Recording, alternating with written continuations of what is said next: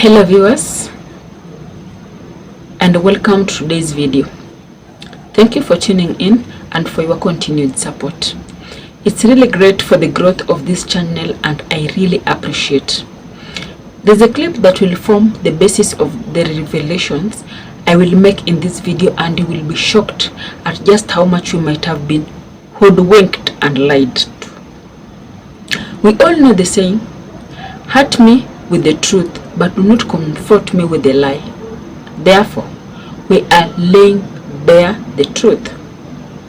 If you've not done this already, please subscribe to this channel so that you never miss an in-depth look into trending news. Let's take a look at this video, at this short clip. Actually, the biggest problem in Kenya are not politicians. They are the religious leaders. I went to a meeting, and I will not give you the details. But as I was leaving, I was asked to pass by to pick mafuta ya gari. I told the gentleman, I work for the cathedral. They provide me with a car and a driver. He is actually here waiting for me. No, lazima upitie pale. Usain, nikambia no. If I do that, actually, I'll never then question that same government. It was actually the former government. And I looked very stubborn. And I know people find me stubborn.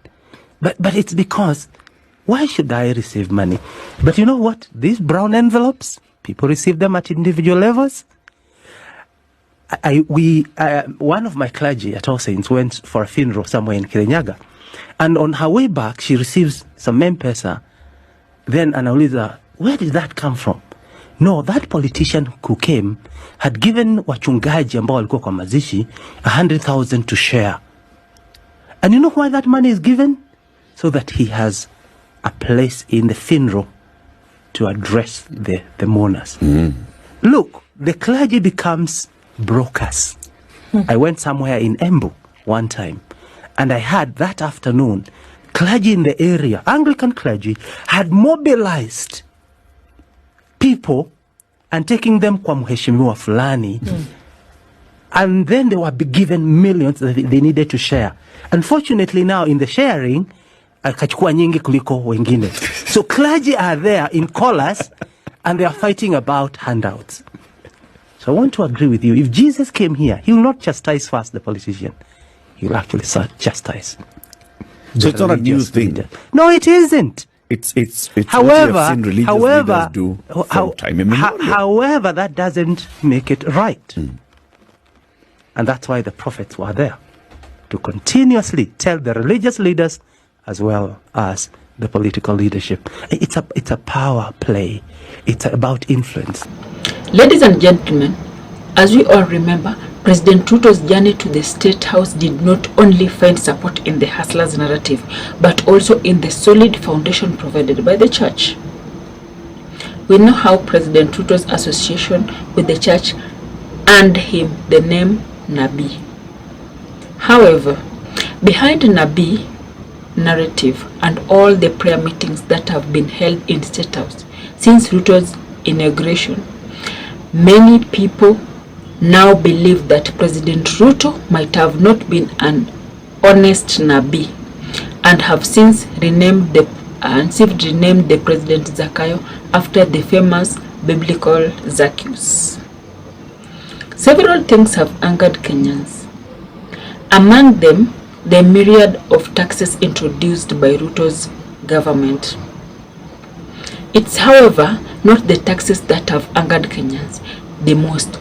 What is it then, you might ask? Within just 6 months, Kenyans have had to contend with shocking revelations by the controller of budget on misuse of public funds. There have also been threats by the head of state to deal with those who question his policies and programs. The president issued the threats during a fundraiser in Mosocho in Kisii County. Many believe that President was targeting those who have moved to court to try and stop of the punitive policies that have been introduced in this country. We all know that just a day ago, Busia Senator Okia Omtata claimed his life is in danger following his petition against the housing levy. President Ruto has on several occasions promised Kenyans things that never come to pass.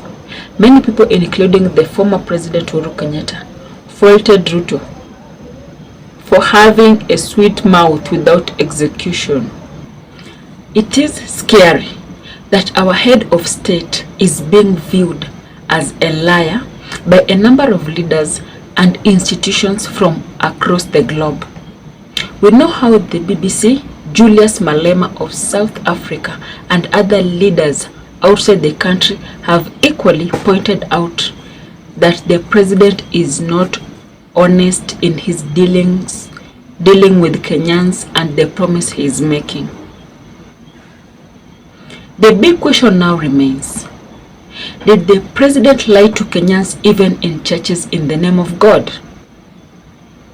Have the taxes been increased in the name of God? Are the threats being made also in the name of God? Or was it a marriage of convenience with the church just as a tool for campaign? Let me know in the comment section, and please remember to subscribe. Till next time, see you in the next video.